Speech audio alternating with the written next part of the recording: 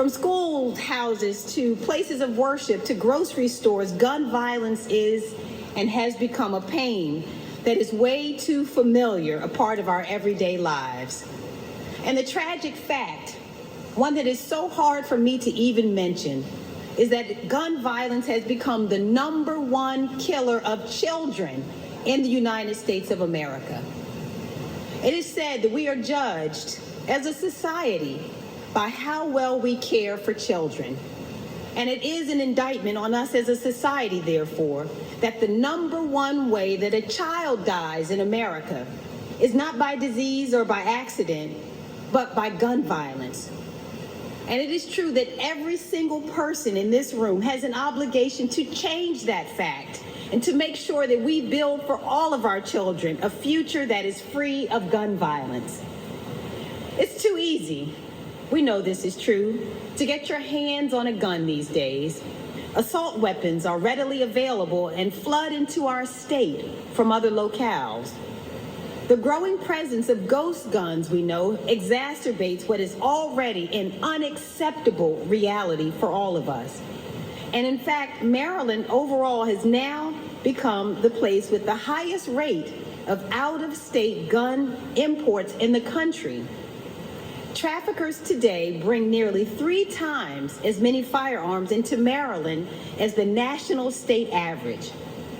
And gun violence is not only a problem in this state, it's impacting lives all across the nation. The United States gun homicide rate is 26 times that of other high-income countries. And we should never, ever become comfortable with this. And it's not just an issue either for inner cities. I want to be clear about that. You know, so often you hear this is something that happens in the inner city. Well, I want to be clear about something. And I want to share with you that it is not just an issue there. It's also hurting rural America as well. The ever-increasing presence and availability of guns in our communities is an epidemic that is making every single one of our neighborhoods vulnerable. And frankly, right now in this country, there are some leaders who believe that we should just accept this reality. And I am so sorry, not in Maryland.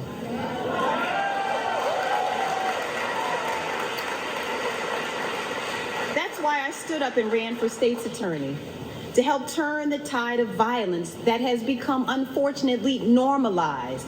I don't know about you, but for my daughter, I don't want violence to be normalized.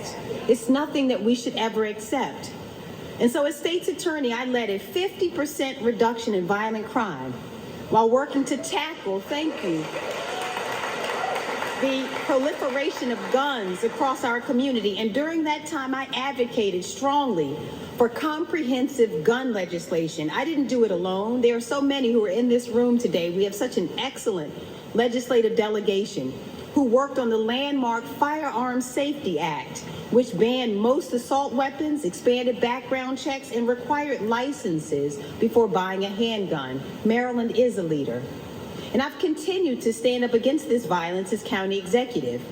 We formed a violence prevention task force and implemented their recommendations to interrupt the cycle of violence and to do more to prevent violence before it begins. We've invested in families and worked to create more opportunities for our young people through after-school enrichment programs and internships that lead to great jobs. I've secured grant funding for programs like Hope in Action, Anti-Violence Project that provide community wraparound services, and I'll continue standing against gun violence in the Senate. I'll pass gun legislation, including universal background checks, a ban on military-style assault weapons, and combating illegal firearms trafficking. And as a senator, I'll stand for common sense approaches to make sure that firearms don't end up in the hands of the wrong people who can't pass a background check. And I want you to know as well that I won't back down from holding gun manufacturers accountable and making sure that we, the people, both have and exercise our right to hold this industry to account for the immense harm that they have caused our state and our country.